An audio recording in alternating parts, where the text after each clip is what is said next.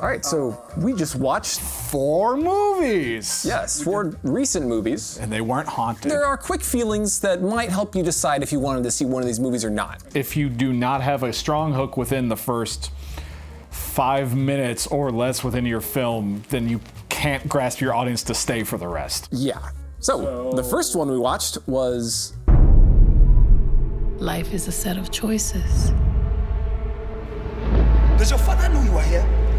Danger.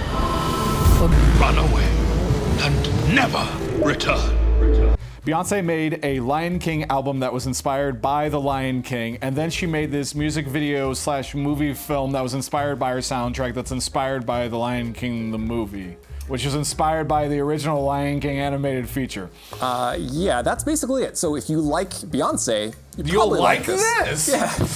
Otherwise, it's... There's nothing, yeah, because my issue with it is that it's pretty, it's neat to look at. Yeah, there's some nice shots in there. Right, but I would compare that to a painting inside of an art museum. I can look at it and say, okay, that's artful, that's pretty, that's beautiful, but there's nothing behind what's going on. There's not a narrative. They put in like this aspect ratio that looks like it's from the lighthouse, and it's random, it's chaotic, and it's like they're just throwing things in to be art, but it's nothing.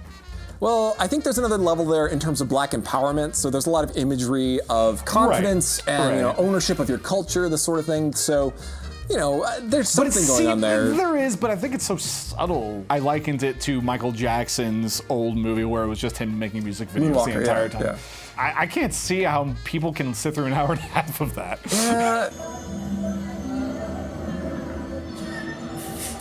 Aang? What is this, Galaxy Quest? Didn't really interest me. No, there was no emotional... It's several Beyonce music videos back to back. Yes. Which, if that sounds appealing to you, go see that. I got it. Next one was... The Tax Collector. Oh yeah, with Shia LaBeouf. Shia LaBeouf. Shia LaBeouf. Took my kids, man. I'll ride with you till the wheels fall off. Open your mouth. He'll splatter your brains out. I don't want that. I do. I want that. This movie is about Shia LaBeouf and his buddy who are essentially shaking down drug dealers or criminals for money, like kind of a protection racket kind of thing. I guess. Something like that. Maybe. First we wake up with these 2 characters and one of them's having a nightmare. And that's the first thing you're introduced to, and it's like, what? It just felt weird. And the house is really like smoky? Yeah, it's smoky, and then it's dimly lit, and there's no happy music, and there's no character. I'm just kind of seeing them in the day of the life, which made me feel like that, okay, this feels like the family's gonna get shot up or something like that. Right. And then he leaves and then goes to this place, and then Shia LaBeouf's there, and he says that he's the devil or the creeper or something like that.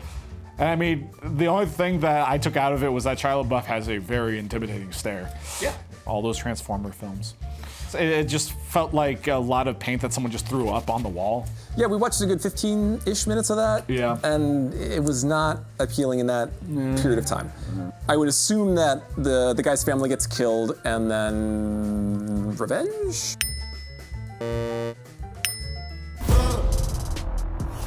Tesla. Is nature a gigantic cat?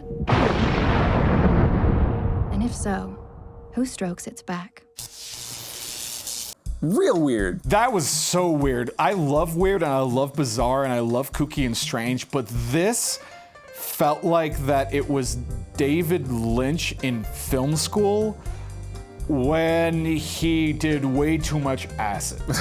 That's what it felt like. It was so chaotic, even more so than Beyonce's. There's a lot of details that don't make immediate sense. No. Now, we only watched 15 minutes or so of this as well. Well, we started losing so much interest in it so fast, and then all of a sudden, it starts going in a new direction where you have Tesla and Edison, they have ice cream, and you're thinking, why do they have that? That's so weird. And then they start hitting each other with the ice cream, and you're like, what? Like, was the director trying to be serious? And then all of a sudden it cuts, and then it's this girl with a MacBook Pro in the future, and she's talking to us, and all of a sudden it's a documentary? Yeah, it blends together with these disparate elements in a way that didn't seem like it worked to me. Now, the weirdness of it was kind of fun for some of those moments. Like, yeah, I was like, oh, please, is this gonna be trash? That's good, that's fun. But too much of the stuff in between was really boring. Is nature a gigantic cat? I'm bored. It's boring. What the hell script is this? Why do they all have ice cream? What?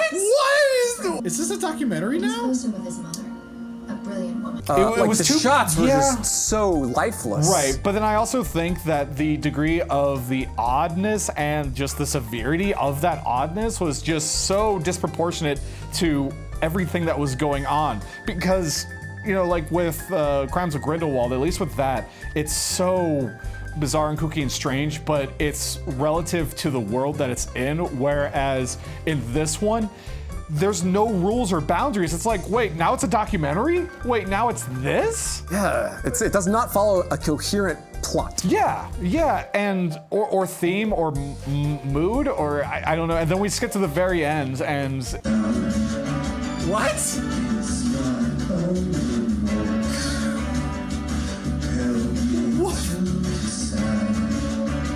I would be curious to watch a little more of it because of those weird elements. On the other hand, it feels like it's just very messy because it's mixing together backstory with stuff that's more advanced in Tesla's career. Narratively, I don't know what to make of it. no. But the reason that we stopped was that between the oddness was these boring parts. Yeah. But these weird shots when he was talking to the ghost of his brother, and Oh these weird, yes! Oh, distorted I love shots. That. Yes. It's like a close-up that's got like a fisheye distortion or something. Yeah, and he's in like the bottom corner of like one of the edges on it. Yeah, but like at least half the frame on top is just empty. Like, what is this? Yeah, and I looked up the synopsis, and it didn't say anything about him going crazy or anything. So I'm thinking, like, so then what are they trying to say? I have no idea. Yeah. So That was just bizarre. That was potentially strange. interesting, but potentially just a mess. One of the Yeah, two. it's just an art. Yeah. Okay. Yeah. Whatever. And finally, The one that we were the most surprised about. yes, the best film of the night. Kissing Booth 2! The kissing booth is open for business! Again! I'm guessing you might have a few questions. Wow, you know, because you go in with the expectation like this is gonna be trash, and then we started watching it, and then there were some elements that were stronger. Like within the first 5 minutes, like you even said that this is the best one that we've seen so far. But at first we're thinking like we gotta crap on this because it's the Kissing Booth 2. It can't be good. But then we keep on watching, and I'm like, this is actually okay. It works, yeah. Ostensibly, it is a movie for teen girls, tween girls maybe. Tween. During summer, the girl meets a guy and they fall in love, but then they get separated because he goes off to college, and then she goes back to high school for her senior year. And just on that alone, your mind goes, okay, this is a boring, like, Yeah, it's just an teenage average rom-com. like Disney Lizzie McGuire kind of film. Yes. Yeah. But I think the thing that's interesting about it is that I haven't seen another movie edited like this. No, the editing is so fast paced. The editing is like really quick, but I think it's working for it. Yeah. Kids really want it, like, yeah, you don't want to lose the kids' attention. And there's a lot going on. Yeah. Like a lot of these shots are like less than a second. Yeah.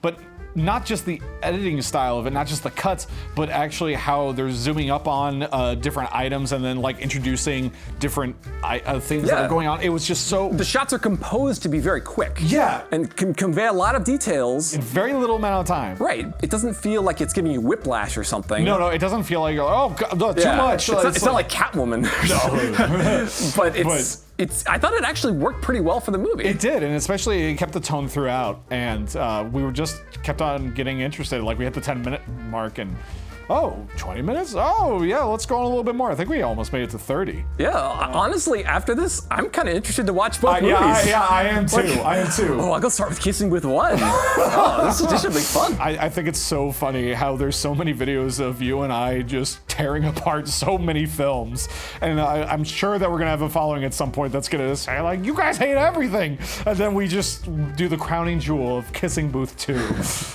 It's not bad. I mean, it's. I don't know if I would say it's unique. It's very self-aware of what it is. Yeah, and there are some elements that might end up dragging with like the core like love story thing. It could go in a very typical arc. I don't know, but the issue that we mainly had with it is that when it gets to certain plot points, they get resolved or they just get dumped really quickly, which I think is a big staple in a lot of tween films. I don't know why that is. It keeps their attention, I guess. I guess, yeah, but it just. But it's 2 hours and 12 minutes, I think. Yeah, that's so, odd.